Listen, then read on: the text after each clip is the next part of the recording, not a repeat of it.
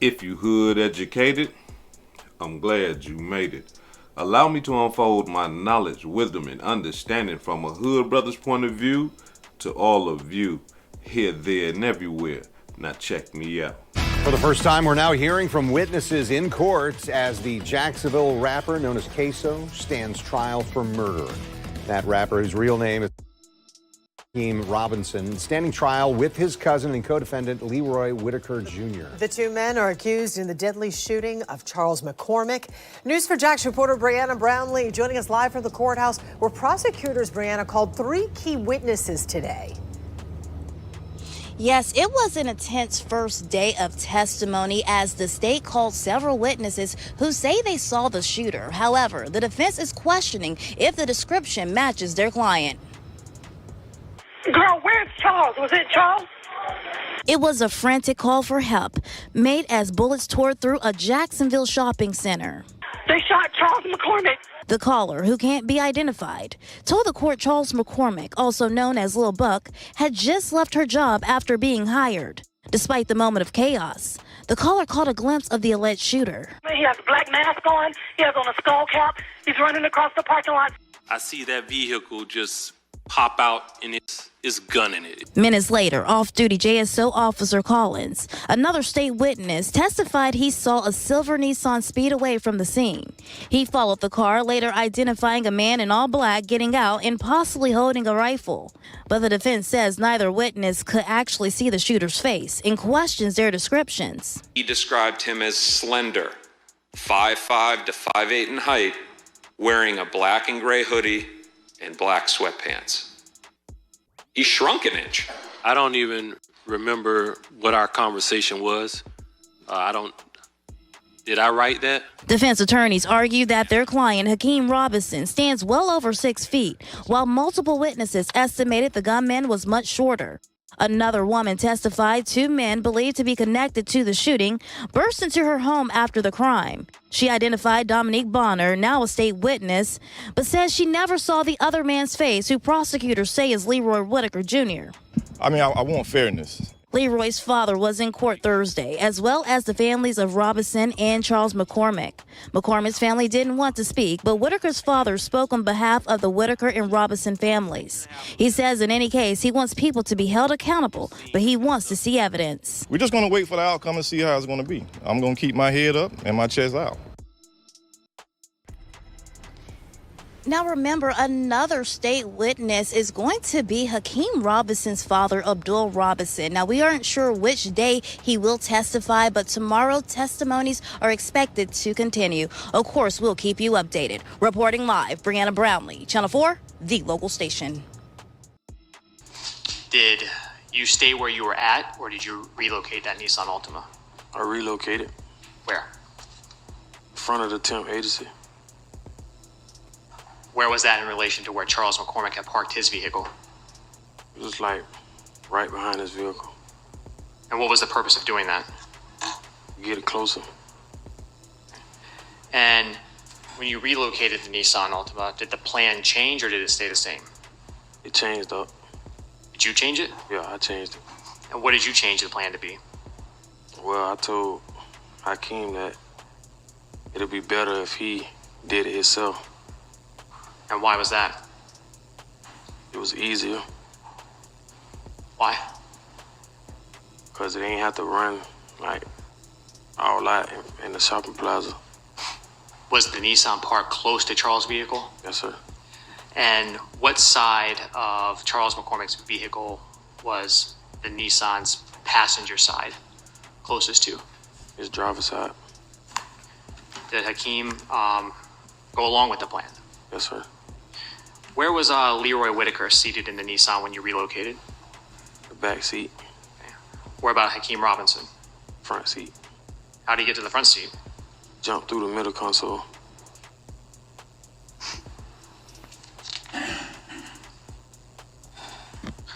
When y'all were at that location and were still waiting for Charles McCormick to come out, was there any discussion about what firearm was going to be used? Well, Hakeem wanted to use my firearm. Your handgun? Yeah. Why? I have no idea. Did you let him use your handgun? No.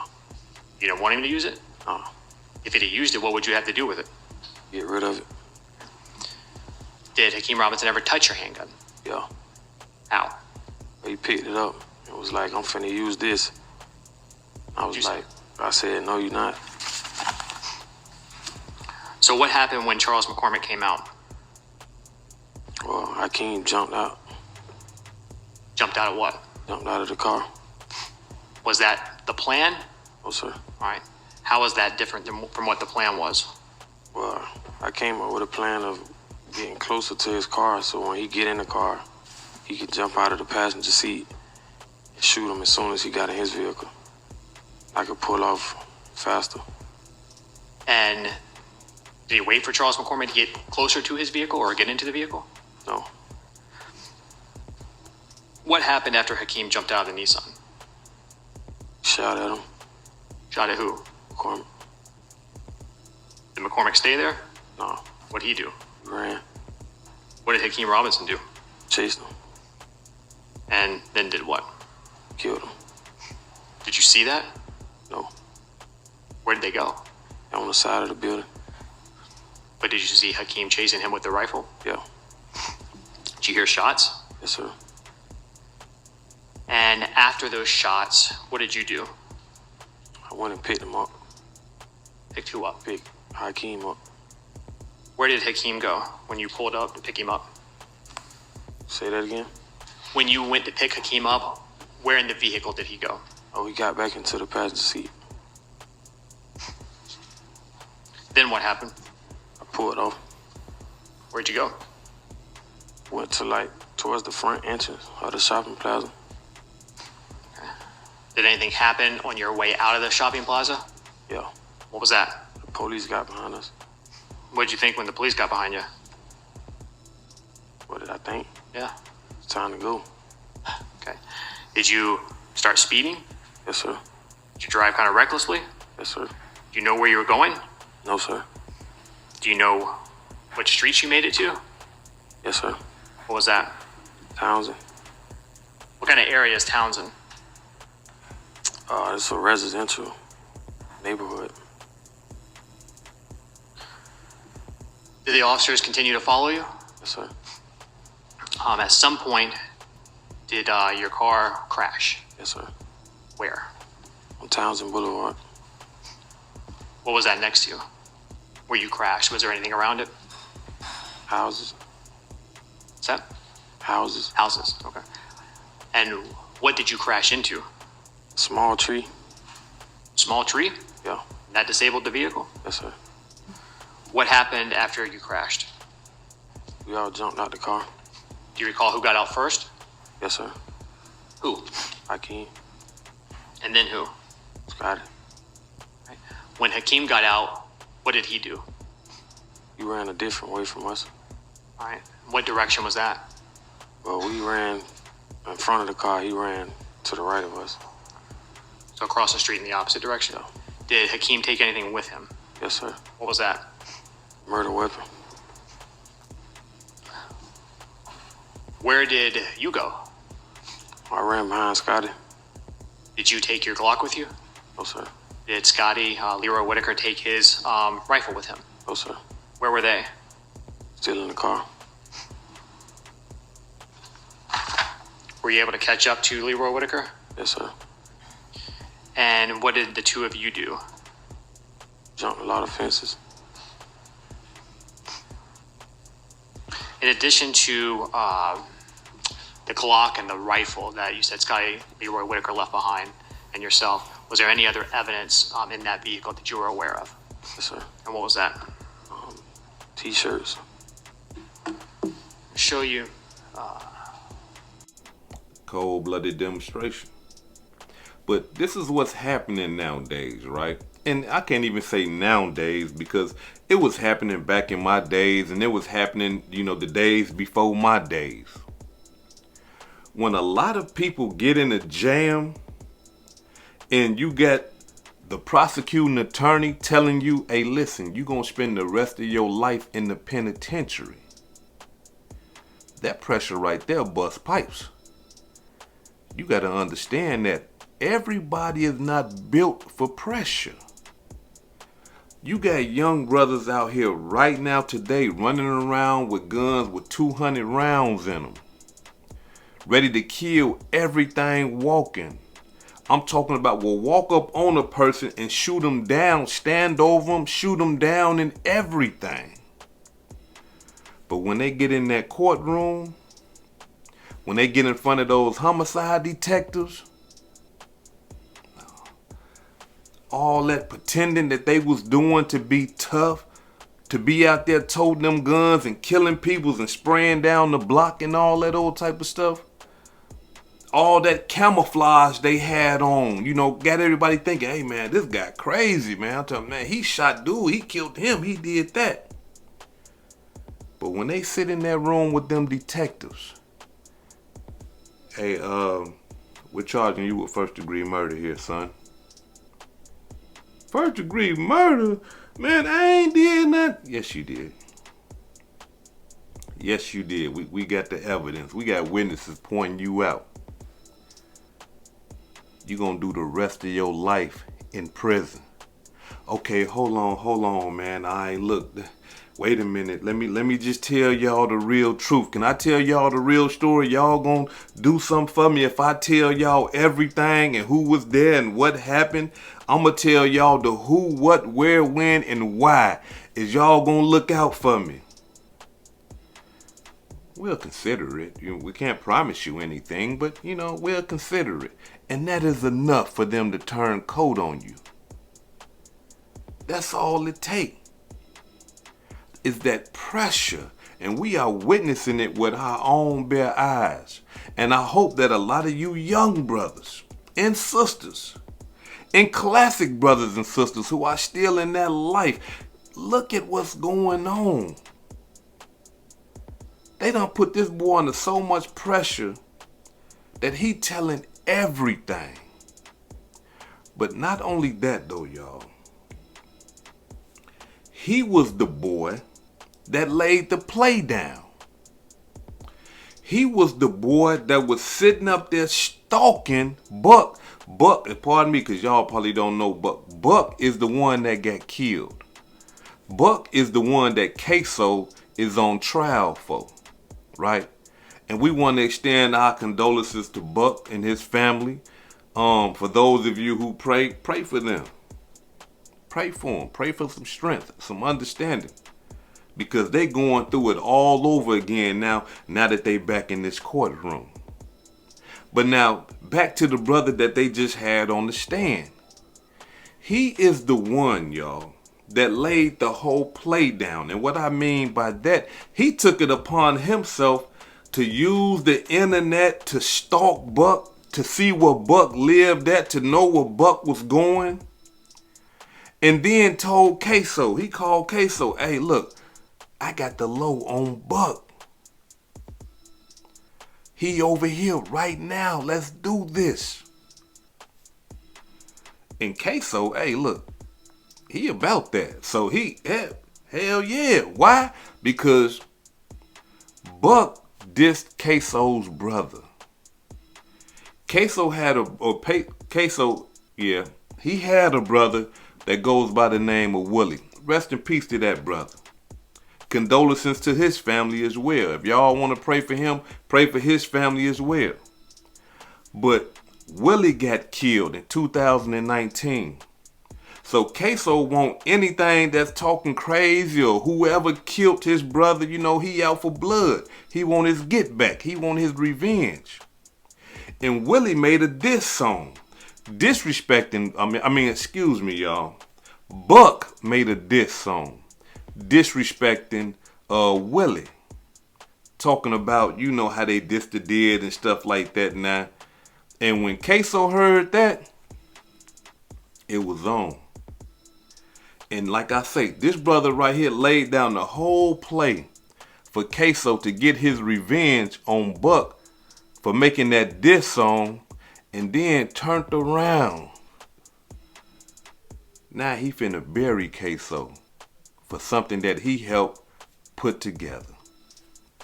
Check it out. Eric Cavanier reporting. Another big local story we're following tonight. The prosecution's star witness taking the stand today in the murder trial of Jacksonville rapper Queso and his co-defendant. Dominique Bonner was offered a plea deal after admitting to driving the car on the day 20-year-old Charles McCormick was killed in January of 2020.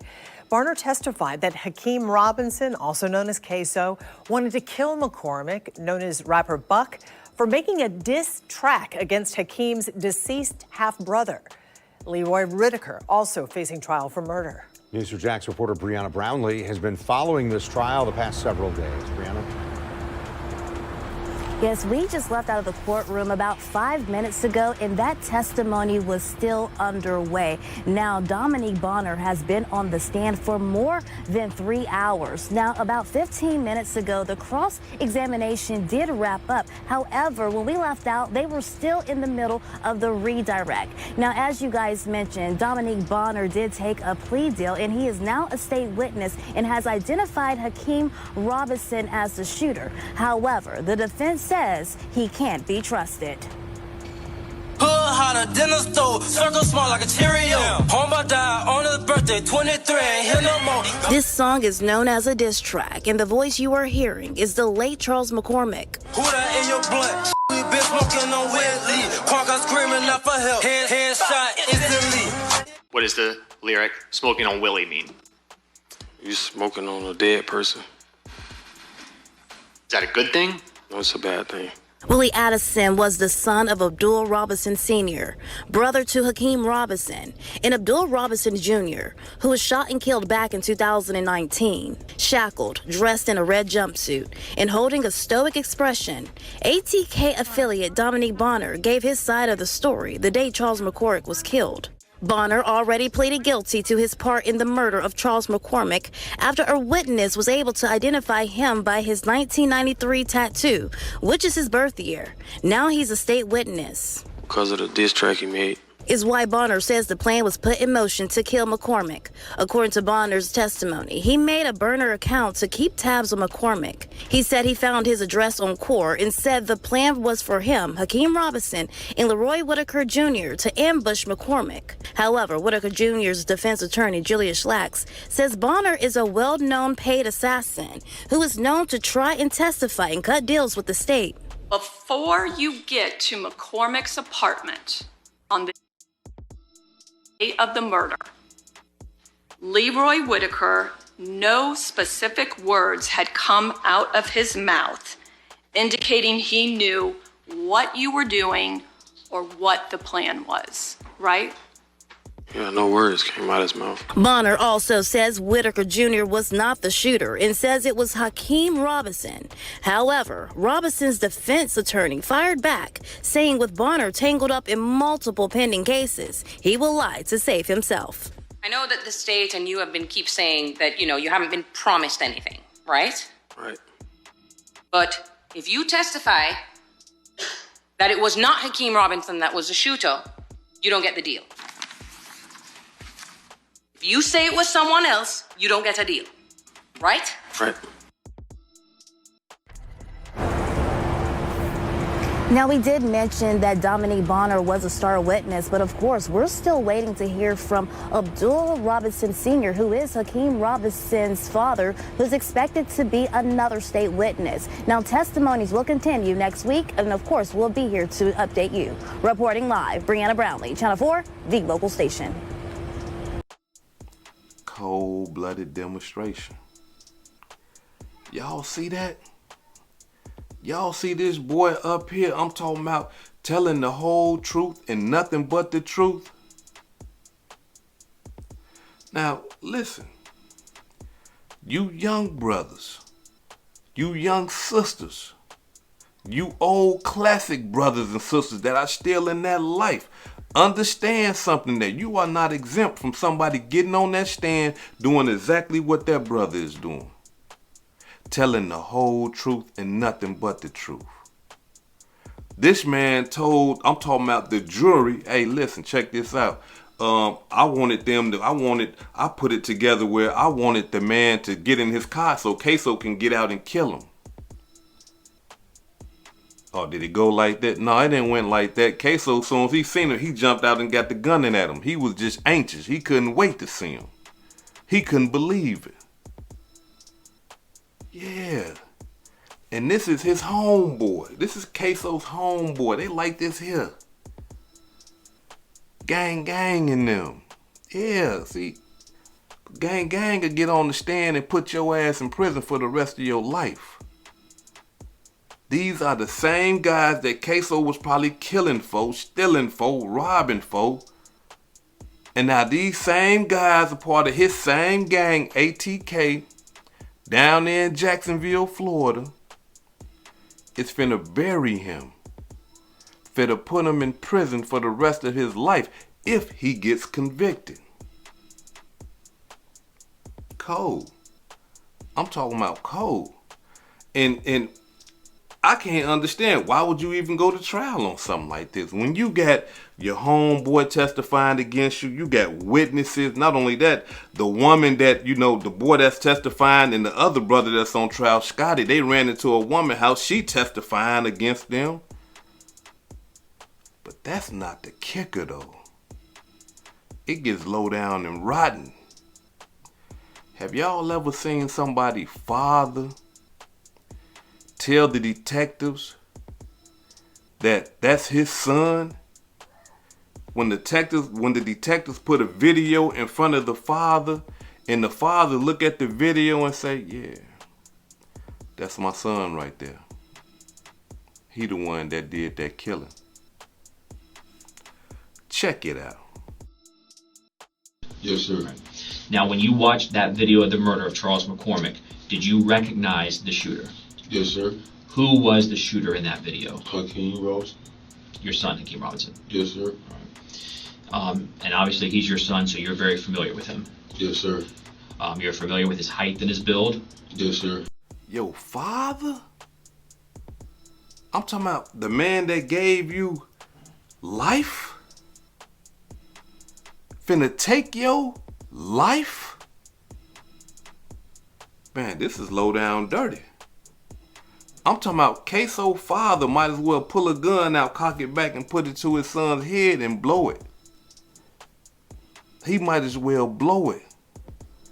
That right there gotta be, I'm talking about, that's the worst betrayal in the world. Even though you out there doing wrong, even though Ksoo out there doing wrong, but still you don't expect your father, somebody that you looked up to as a child, somebody who is supposed to protect you, no matter what the circumstances is.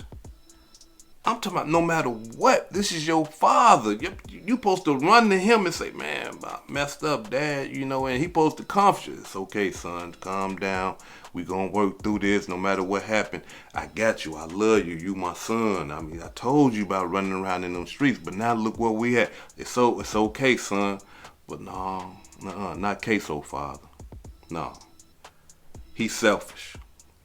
And the reason why he doing all that testifying against his son, because he was helping his son out there committing them crimes. That's why he's sitting in there, because they charged him with conspiracy to murder. Yeah. Yeah, his father. Yeah. And don't get it twisted, because they said, according to the reports that I'm getting, his father, they used to call him Blue. They said that man right there was a mess back in the day. Said he was about that life too, that he wasn't playing. And he done did a lot of time in the penitentiary. But see, one thing I come to understand about them brothers that done did a lot of time, I'm finna give y'all some game. Whenever you had a friend or a brother, a cousin or something like that done did a lot of time in prison, and then they get out and all of a sudden they start sticking their hand in the cookie jar, they start committing crimes and stuff like that again, they start getting out there playing with them pistols, get away from them. And let me explain to you why. Because when it's time for them to go back to the penitentiary, they don't want to go back. Nah, they don't want to go back. They get to remember, I'm talking about, that penitentiary, all that time they spent is still in that memory bank. As soon as they get locked up in the county, all that stuff get downloading like the computer. Oh man, lock up, in jail, can't make love to a woman, family gonna abandon me. All this stuff right here get the replaying in their mind, and they say, man, I ain't going to jail, man. Hey, I need to talk to the detectives, man. I need to talk to somebody. And that's exactly what Ksoo father did. When they initially told his father, say, look, we charging you with conspiracy to first-degree murder. You know what he told the police? Man, get out my face. And then he started praying. Bismillah ar-Rahman ar-Rahim. He a Muslim. He started, making salat in the interrogation room. But that wasn't enough. He must have thought in his mind if he makes a lot in the interrogation room and pray to God that God was going to free him. Nah, When he seen that he wasn't going to get free, then that's when he sat down in that video that I showed y'all, and okay, yeah, that's my son. And he's finna testify. He is finna get on the stand and testify that the man that they have on video is his son. Now, the cold-blooded part about that is this right here. The video that they have of the killing, they really don't even know if that's Queso. So what they did was they paid some type of new technology company like $80,000 so that they can say, hey, look, he resembles Queso. Check it out. 34, 35. And let's go quicker. Are these essentially just the 28 still? Yeah, this is the way we confirm that the model matches the object that we're trying to model in the 3D point cloud.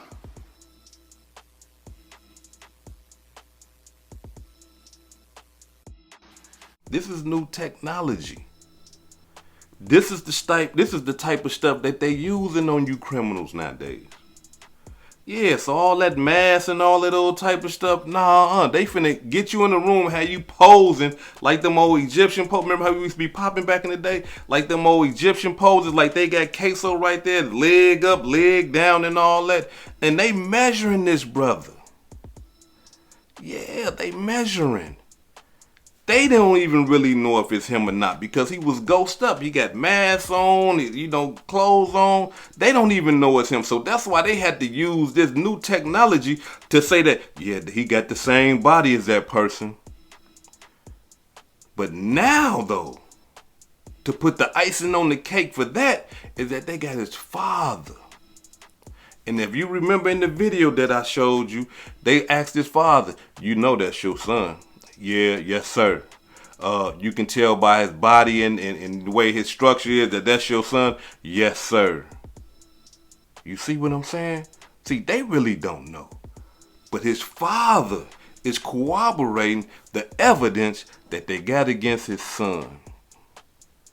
Cold-blooded demonstration. When you can't trust your father betraying you, man, they got to do something to you up here and right here. When your own father is finna get you life or trying to get you life in prison. He killing you.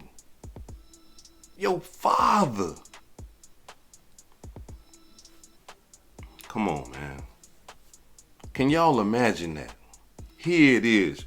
You were locked up in the county jail. You fighting for your life. Whether you did it or not, but you fighting for your life. You got the whole state of Florida against you. And then your father come and help him. Man. I can't imagine what that young brother is going through up here and right here. Especially when his father get on the stand and say, yeah, that's my son right there. No, man, that's just way too much. Now, before I depart, allow me to say this right here. Now, y'all know how I am. Y'all know that I don't agree with all the gang banging and the killing and stuff like that. But at the same time, I'm talking about like the thing that's getting me out of this whole ordeal is that his father. That's the whole thing that's getting me. Gang and them, I expect them to do stuff that, you know, to tell on you and to betray you and stuff like that, because that's just a part of that culture. And that's why I can't understand why brothers will involve themselves in this type of culture over and over and over again, when everybody, I don't care, Crip, Blood, Vice, Lord, Disciple, everybody got somebody in their hood that done told on the gang.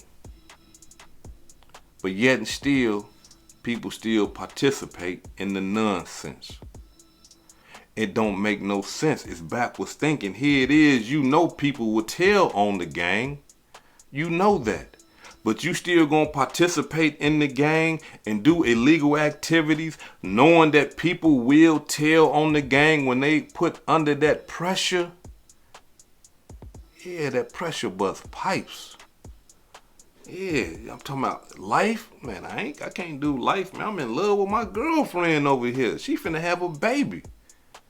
You know what I'm saying? They start making up all type of excuses then. Man, I think I want to go to college, man. I think I want to go to school. You should have thought about that before you was running around with that gun, slinging that pistol. You should have been thought about that. Now you locked up. Now all of a sudden, you know, you trying to make an excuse to tell on the gang and all that old time. Man, you know, my grandmama getting old, man. I need to go take care of my grandmama, man. My mama told me. You ain't been listening to your mama. You ain't been trying to take care of your grandmama. But these are the things that people do and tell themselves so they won't feel so guilty because they know they wrong. But at the same time, for all the brothers that participate in the gang activity, it's been proven to y'all. It's in y'all face. Y'all seen it before. Y'all seen a lot of y'all homies get sent to the penitentiary doing life or doing a gang of time because of somebody in the gang was the state's key witness. So if you stay there and you participate, and you stay there and you continue engaging in criminal activity, what does that say about your mentality? What does that say about your focus on reality? What, you think they ain't gonna tell on you? Is that what you believe? Well, if you think that, when that brother called you from the penitentiary, the one that gang told on, I want you to ask him, hey man, did you think what you call was gonna tell on you? And I guarantee you he'll say, nah man, I ain't think he was gonna do it. That means that can happen to you. This is Hood Educated, not Lame Related. Peace and love, and y'all take care of yourself out there. If I said anything that caused you to think, hit that like button and subscribe to the channel if you're not subscribed already. And if you're feeling generous, please make a small donation to the channel. Now, before I depart, allow me to give a shout out to some of the donations that I received this week. Allow me to give a shout out to Wanda Crawford for the $2.50 Cash App. Thank you. Cecil Brown for the $35 Cash App. Thank you, Cecil. I really appreciate that. Jamal Glover for the $1 Cash App. Thank you, Jamal. I really appreciate that as well. And last but not least, ANJ Smooth for the $2 Super Thanks. This is Hood Educated, not Lame Related. Peace and love. And y'all take care of yourself out there.